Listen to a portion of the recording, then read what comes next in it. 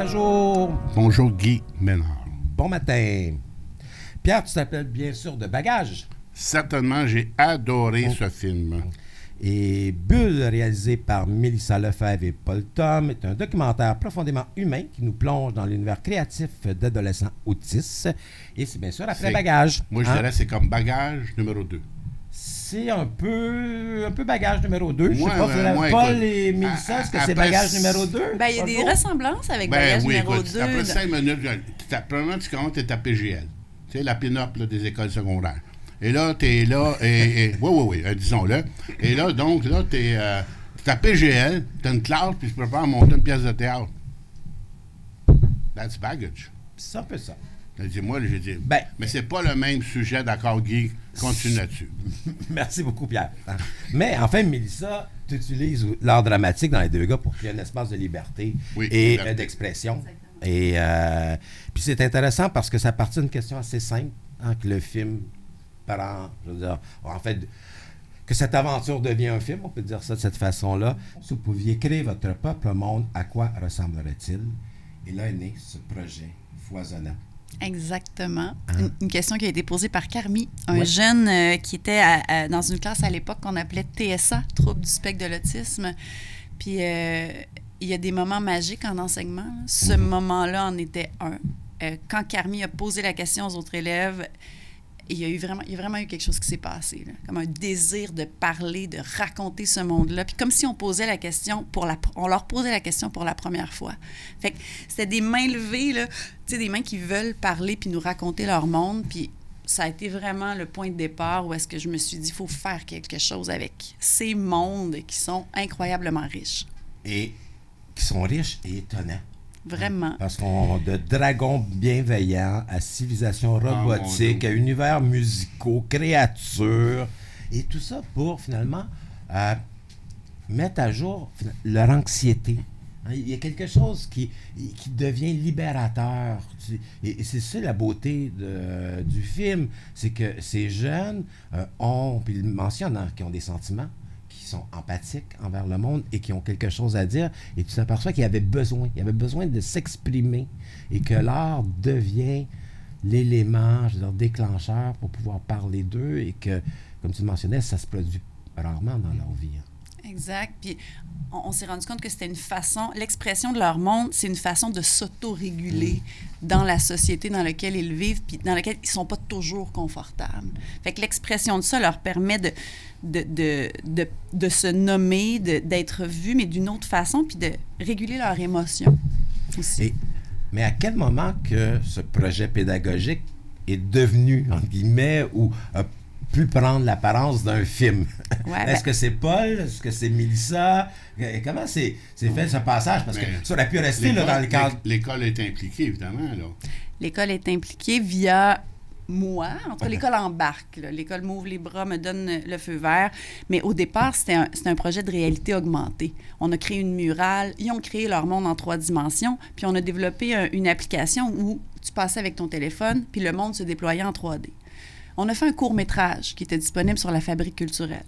Mais ce qui s'est passé, c'est que les élèves continuaient de créer leur monde.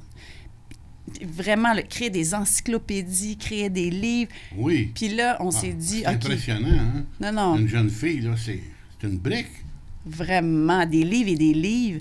Puis là, on s'est dit, OK, on va plus loin avec ça. Il faut vraiment qu'on dévoile leur monde à travers l'animation, à travers un long métrage. Fait que eux étaient le moteur, ils continuaient de créer. Fait que c'est ça qui nous a donné l'élan de faire un long métrage. Puis c'était pendant 1 an. Vous avez tourné... Non? C'est quoi? Il dit non. Non, ça a été très long. Mais c'est un long processus parce que c'est des petites particules qui s'ajoutent à d'autres particules. On commençait avec l'idée de faire juste une murale, mais finalement, c'est devenu plus gros. Donc, ça s'est passé. Puis il y a eu la pandémie. Donc, puis pendant la pandémie, c'est là que Mélissa a réalisé que ces jeunes-là continuaient à créer chez eux. Et donc, mais à ce moment-là, vous n'aviez pas encore commencé à tourner? Oui. Déjà. Okay. On avait tourné pour le court-métrage. Mais tu sais, de la question de départ à l'aboutissement, il y a 6 ans qui se sont passés. Mais pourtant, le groupe est comme assez stable. Là, exact. Mais le que gros... tu as utilisé dans le film, en tout cas. Oui. Mais le gros du tournage a été tourné... le film a été tourné majoritairement pendant 5 mois, à peu près. Mais on est allé chercher des petits bouts. C'est vraiment un processus de 6 ans. Parce que c'est pas évident de tourner une classe avec des jeunes. Parce qu'on sait jamais, je veux dire, comment ça va s'organiser, on sait jamais qu'est-ce qui va se développer, on sait pas leur réaction. Puis, tu peux pas toujours être là avec une caméra pendant chaque journée parce que tu as trop d'heures de montage. Comment que ça s'organise, un projet semblable, avec des jeunes qui peuvent, je veux dire, à n'importe quel moment te révéler, je veux dire, une phrase choc que tu dis « j'ai besoin absolument dans mon documentaire ». Ah oui, il y a tellement de moments où je me mordais les doigts, puis j'étais comme « ah ». Non, mais il y en a plein. Dommage. Il en reste encore plein de belles phrases, j'en ai noté. Écoute, il y en a plusieurs. Puis il y en a plein qu'on n'a pas mises au montage. Ça a été déchirant de faire ces choix-là au montage. Il y a des perles et des perles qu'on a dû laisser tomber. Ouais. Parce que Paul, t'étais au montage. Oui, c'est la première fois que j'étais au montage. Ouais. Puis t'es arraché les cheveux. Je me suis pas arraché les cheveux. Un petit peu. Un petit peu. Mais moi, je vois, mettons, si je vois le positif, c'est à ce moment-là que j'ai découvert ces jeunes-là. Okay. Parce qu'on dirait que pendant les 5 mois, moi, j'étais pas nécessairement là au tournage. J'ai décidé de me retirer parce que, peut-être pour avoir ce recul-là, pour éventuellement faire le montage. Donc, c'est une autre équipe qui était là au tournage avec Mélissa. Et ça fait en sorte que moi, qui les a connus un petit peu lors du court-métrage, là, il y avait tout un moment où j'étais plus vraiment là, mais c'est au montage que j'ai pu découvrir toute leur personnalité, toute l'interaction qu'ils ont avec Mélissa, et leur monde, je les trouvais déjà géniaux. Fait que je savais que c'était la base du film, mais là, d'aller plus dans la nuance, puis d'approcher ces jeunes-là comme des êtres humains qui sont pas si différents, qui sont pas différents, qui sont... on parle de normalité, mais il n'y en a pas de normalité. Fait que moi, ça a été ma façon de les découvrir puis d'essayer de les mettre, de se mettre au même niveau en tant qu'être humain. Puis c'est ça qu'on a toujours essayé de faire, Mélissa puis moi, de mettre des visages, des cœurs sur des êtres humains. Mais là, c'était à travers la création. Mais c'était aussi de raconter une histoire, parce que le point de départ, oui, on le mentionne dès le départ. Il y a comme un récit, bien sûr, parce que... Oui. Hein, on parle de la formation du groupe jusqu'au Théâtre d'Outremont et même après. Mais en fait, ça débute avec le Théâtre d'Outremont, parce que ce jeune dont j'oublie le nom, là, on parle d'une date, puis c'est c'est quoi cette date-là? Avril, 27 avril. Ouais. Et là, oui, c'est le théâtre, c'est la pièce. Donc ça, c'est comme l'embryon qui nous fait, je veux dire, rentrer dans leur monde. Mais ça, pour moi, c'est presque un prétexte pour qu'on puisse découvrir ces jeunes-là. Et il y a des mots qui reviennent souvent dans le film, et un des très beaux mots, c'est l'autonomie. Et je pense, entre autres, toute la séquence où Zoé décide que TSA, trouble, c'est pas, un mot qu'elle aime. On va aboutir à CASA, il faut le nommer, ça. Hein? Exactement. C-A-S-A. Et qu'il faut changer ce nom. Et là, on est dans... Finalement, oui, on est dans le film, mais dans un tout autre univers. Donc, c'était d'arriver à raconter une histoire autour de ce groupe-là aussi. Complètement. Mais comme tu parles d'autonomie, puis on le dit souvent, là, pour nous, le film, c'était pour eux une reprise de pouvoir, qui est à la fois une reprise de pouvoir créative et une reprise de pouvoir identitaire. Identitaire. C'est vraiment ça, de dire, nous, on veut plus vivre avec cette étiquette du trouble, puis on se renomme nous-mêmes. Puis ça, quand on a commencé le tournage, ça faisait pas partie de notre scénario. Ça c'est arrivé comme ça. En fait, Zoé qui dit « je veux changer le nom », puis là, on intègre ça au film. C'est trop important. Ça fait partie justement de la reprise de pouvoir. Nous, notre but, à moi et Paul, on en a un seul, c'est leur donner une voix, comme pour Bagage. On veut pas leur faire dire quoi que ce soit. On veut juste, c'est ça, leur donner une voix. Puis là, ça fait partie de leur donner une voix. Fait que ça s'est inscrit au scénario.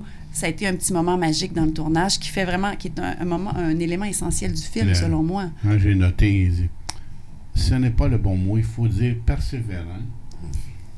Original, déterminé. Hey, c'est fort. Moi, j'écoutais ça, ces 3 mots-là, puis d'autres. Ouais. Hein, quand vous dites que vous voulez les stimuler quasiment à être... hein? Mais c'est de leur permettre de choisir les mots. Ouais. Il y a personne qui aime ça quand d'autres personnes C'est parlent vrai. à notre place. C'est Et vrai. là, nous, on a juste envie de les entendre puis de réaliser à quel point ils ont raison. Et ils sont plus ou moins mentionnés, mais le film, c'est aussi un ode à la création. Ah, Ben merci oui, de le ben oui. nommer. Parce Ah ouais. qu'il y a un travail, bien sûr, il y a un travail d'art dramatique, mais ça va beaucoup plus loin de ça, parce qu'à un moment donné, cet univers-là, il faut être capable de le représenter, et il décide de le représenter par l'animation, L'animation. majoritairement. Et là, le travail, je veux dire, des dessins, je veux dire, que proposent ces jeunes-là, c'est littéralement, je veux dire... Ahurissant. Mais c'est un Mais amour. C'était une question que j'avais. Ça veut dire que généralement, pour un autiste, le dessin, c'est Ben très moi- important. moi, Parce que ça- c'est ça que je ressors aussi du film. Ben oui, mais moi, ça fait 18 ans que j'enseigne aux élèves autistes. Ça fait 18 ans que j'observe ce besoin qu'ils ont de s'exprimer autrement que par les mots. Souvent, ça passe par le dessin. Des fois, ça passe par l'écriture, comme une jeune qui écrit des livres, mais souvent, le dessin, c'est une façon pour eux d'exprimer ce qu'ils ont à l'intérieur. Fait que c'est pas comme... C'était pas propre à cette cohorte-là. Ça fait 18 ans que j'observe OK. ça. Puis c'est, comme on l'a dit, c'est tellement des univers uniques qui sortent de la boîte, qui ressemblent absolument à rien. Puis là, je suis tellement heureuse qu'on ait pu, justement, faire briller ces univers-là. Ah oui, c'est original. Puis il y a des éléments aussi qui sont, parce qu'on parlait bien sûr du changement de nom, qui sont importants, mais pour moi, il y a une autre scène qui est extrêmement importante, c'est lorsque tu projettes à l'écran les préjugés. Ah oui. Plus, pour moi aussi, c'est du montage. Hein? Et là, tu réussis à nous les humaniser, entre guillemets. Parce que, inévitablement, autant Pierre que moi, on enseigne au collège antique et il y a des jeunes qui sont parfois autistes, Oui, ou en tout cas, partie. en Oui, par- en on a partie, qu'on essaie d'intégrer, puis qui font des petits travaux, je veux dire, des fois de recyclage, des trucs sans là, puis ils nous croisent régulièrement. Mais on a toujours l'impression qu'ils sont dans leur bulle. Qu'eux, ils viennent te voir parce qu'ils te reconnaissent, ils te disent bonjour, tu leur dis comment ça va, parfois ils te répondent pas, parfois ils te répondent, tu as des grandes conversations. Mais d'arriver à établir une discussion avec eux, c'est difficile. On se le cachera pas. Alors qu'on aimerait. Et ce que je trouve intéressant dans ton film, c'est qu'on a l'impression que pour une première fois, on peut rentrer dans leur bulle à eux. Puis c'est par ces petits moments où là, ils disent non, c'est pas vrai, nous, on a de l'empathie. C'est pas vrai, on a des sentiments. C'est pas vrai, je veux dire, que les étiquettes qui nous posent sur nous sont réelles. Et je trouve que ce moment-là, en tant que spectateur, est très important parce que ça nous ramène à nos foutus préjugés qu'on peut avoir face à eux. Fait que pour moi, c'est ça aussi la richesse du film. C'est qu'on découvre ces jeunes-là, mais inévitablement, on est confronté à notre propre jugement. Puis c'était pas un but qu'on avait, mais je suis tellement heureuse de voir que oui, ça déconstruit plein d'idées préconçues. Puis l'autisme, on en parle, mais on connaît pas ça tant que ça. Pas tant que ça, tu as raison, Mille. Puis d'avoir cette vision-là de l'intérieur, vraiment de eux, c'est leur voix, c'est eux qui déconstruisent les préjugés, bien, je trouve que ça fait beaucoup de bien. Je suis contente que vous parliez de cette Ils sont scène. vraiment articulés. Moi, vraiment. c'est celui qui fait la métaphore du Titanic. Ah, mon Dieu. Ça hein? m'a jeté à terre. Ça, c'est Léo, je pense. Oui, hein? c'est Léo. Il est brillant, lui. J'ai Oh! tout noté ici. Écoute, hey, ce petit bout-là, là, c'est comme un micro ici, là. Puis il coule, puis je passe à jeu. Ouais. Je dis, c'est comme, hey, too much.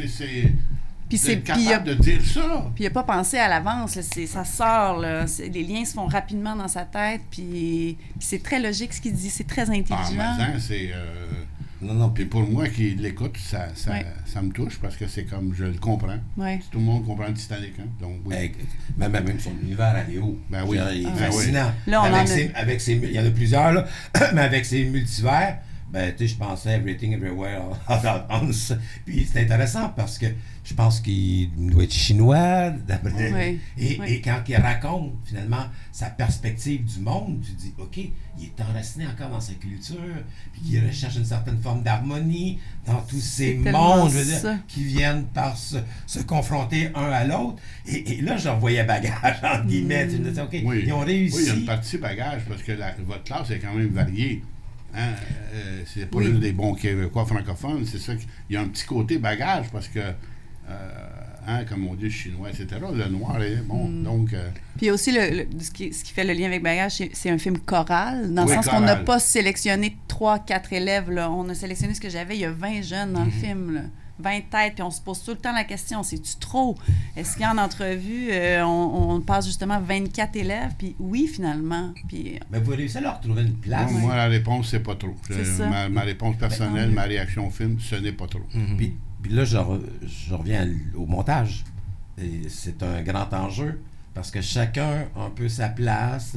Au début, on ne veut pas tout dire, mais il se présente face à la caméra dans un documentaire assez classique avec un fond un peu beige. Et là, ils prennent la parole. Et petit à petit, chacun vient par s'intégrer avec son univers, aller chercher des images d'animation qui leur correspondent. Et tout ça, je veux dire, nous amène à avoir finalement un portrait presque de l'ensemble de la classe sans le côté didactique que ça, qui était un danger, je veux dire, un film semblable. tout à fait. Puis c'est un danger aussi que ça ressemble peut-être trop à Bagage aussi, qu'on utilise les mêmes codes. En tout cas, mais on comprend la ressemblance, mais puis on utilise un autre médium artistique aussi que Bagage, dans le sens que là, on amène l'animation pour vraiment rendre justice à leur monde. C'est nouveau. Ouais. Puis, faut quand même parler de l'enseignante. Parlons-en. Hein? Parce que t'as un double rôle. Parce qu'ici, t'es un peu en réalisatrice, co-réalisatrice, mais au départ, t'es leur enseignante. Ouais.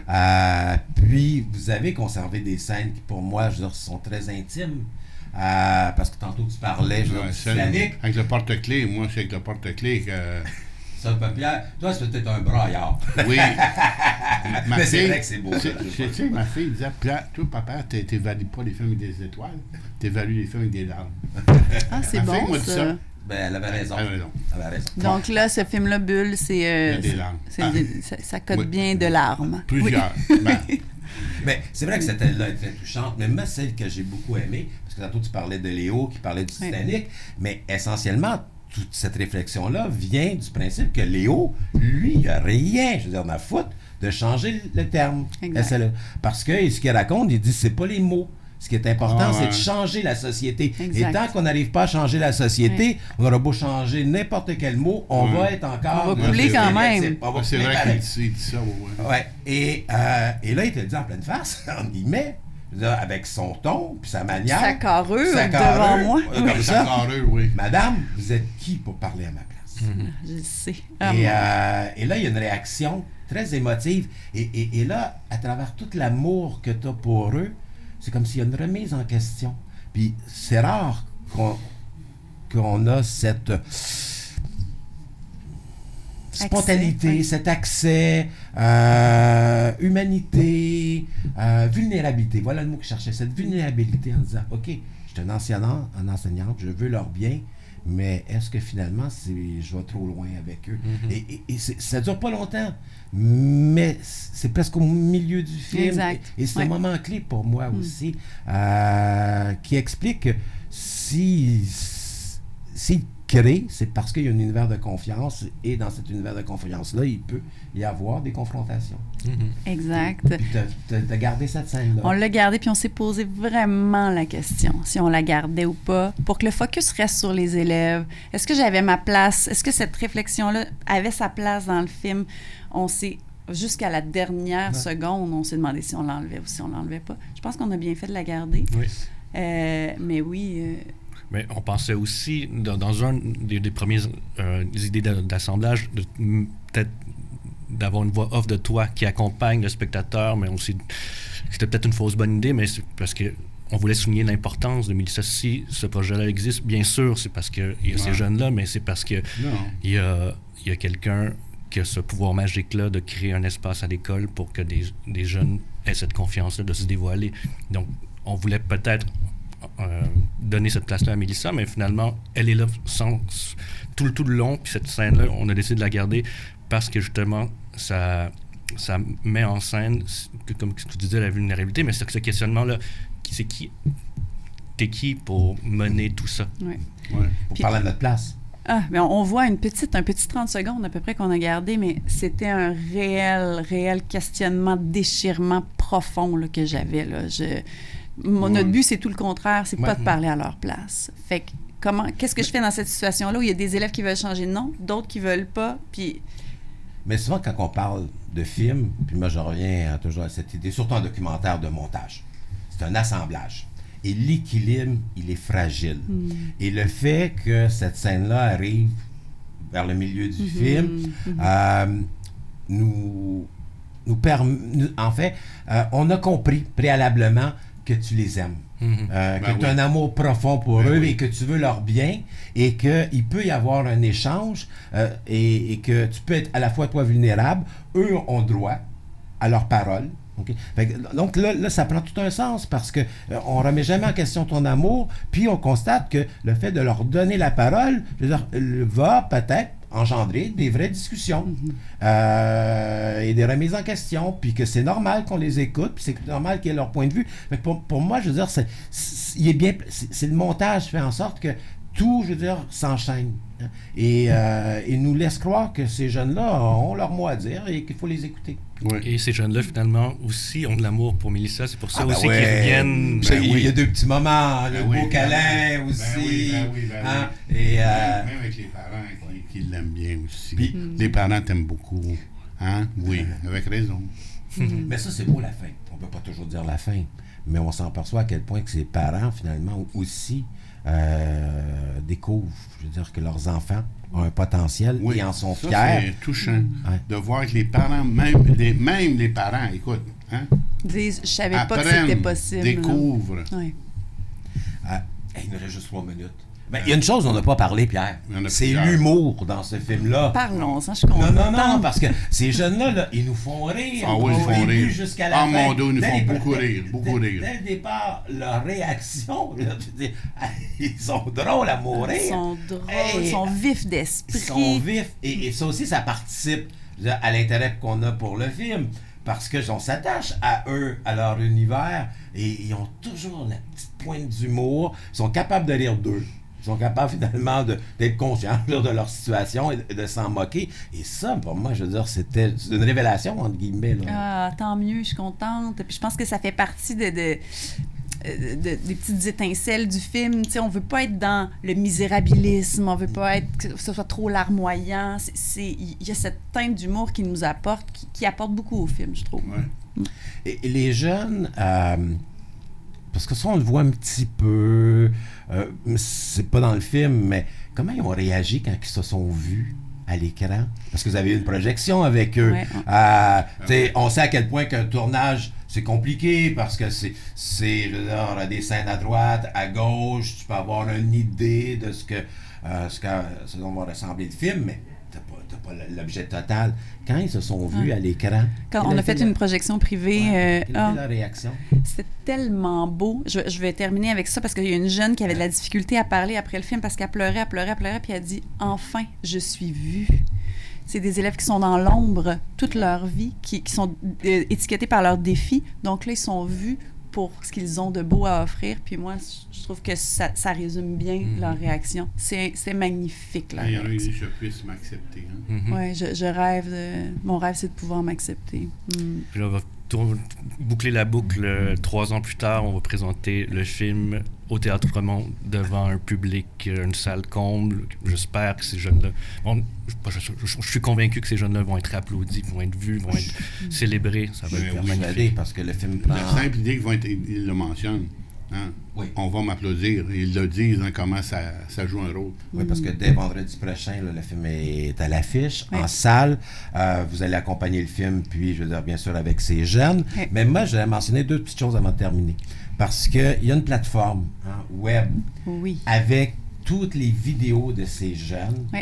Et c'est magnifique. Je veux dire, à quel point, je veux dire, ce qu'ils ont fait, puisque, bien sûr avec votre aide, mais ce qu'ils ont fait, je veux dire, est riche. Ils se sont mis en scène, ils ont dessiné, c'est eux qui ont vraiment créé leur scénario. Parce que c'est 11 de mémoire, là. C'est 11 capsules entre 1 minute et 3 minutes. Et une fois premièrement, vous allez voir le film, et après que vous avez vu le film, vous allez voir les capsules. Puis là, tout ce qu'on n'a pas compris, entre guillemets, dans le film, prend forme. Il va falloir que je fasse ça, moi. Oui, Pierre, il va falloir que tu fasses ça, mais c'est vraiment beau. Je peux-tu juste continuer, parce que dans le site web, il y a Expérience Bulle. Puis Expérience Bulle, c'est pour offrir la chance à tous les élèves, tous les jeunes autistes à travers le Québec de créer leur bulle. Oh boy! Donc, tout le monde peut faire l'expérience bulle et créer sa bulle. Donc, j'invite les gens qui nous écoutent, si jamais ça résonne, d'aller voir. Puis, je voudrais aussi terminer parce que, en faisant des petites recherches sur le site Bulle, oui, j'ai plus le temps, mais je termine avec ça, Antoine. Il me dit toujours jamais assez de temps. Antoine, c'est qu'en fait, il y a tu sais qu'il va dépasser le temps comme toujours. Ben oui, correct, continue, on te connaît. C'est le côté indépendant. Comme leur film. En fait, c'est qu'il y a deux protagonistes. Daniel Affalo, qui a finalement réussi à illustrer son premier livre, Les Dragons Adorables. Oui. Et également Zoé, qui a fait un zine sur les créatroubles, quel beau mot, Fabi et son anxiété. Ça, c'est intéressant aussi que tu t'aperçois que ce projet-là se débouche sur quelque chose d'autre. Enfin, devient plus grand. C'est vraiment ça qu'on veut. Que tu avais imaginé. Exact, puis de voir qu'est-ce qu'ils peuvent offrir à la société. Oui, c'était notre but. Je suis contente que vous le mentionniez. Moi, je peux ajouter quelque chose? Moi, je veux juste signaler que souvent, quand on arrive à la fin d'un film, un générique, les gens arrêtent d'écouter le film. Oui. Et dans ce cas-ci, il faut continuer. Il faut écouter tout le générique. Oui, à la fin, parce qu'il y a des choses, mais on n'en parlera pas. Non. Mais regardez tout le générique à la fin. Il a son importance. Merci beaucoup, Mélissa Lefebvre et Paul Tom. Bulle qui prend l'affiche vendredi 17 avril, bien sûr à l'occasion du mois de l'autisme. Merci beaucoup pour ce film touchant et émouvant. Merci à vous deux.